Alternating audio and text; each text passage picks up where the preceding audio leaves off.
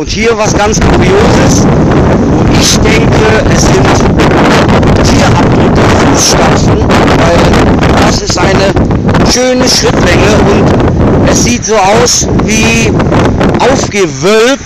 Das heißt, hier muss damals mal kein Stein, also dieses Riff ist ja im Prinzip gepresster Sand, sondern es war mit Sicherheit Sand. So, oder schlammiger Sand, der ist ja sehr verfestigt.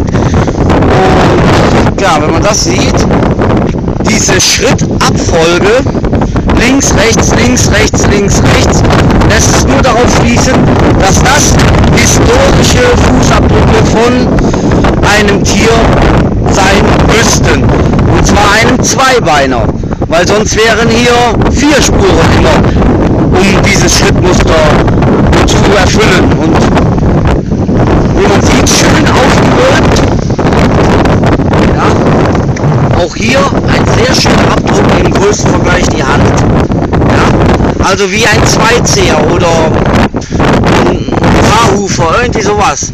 So, also ich hoffe, auch das macht euch viel Freude. Ich bleibe weiter dran, ihr auch. Bis dann.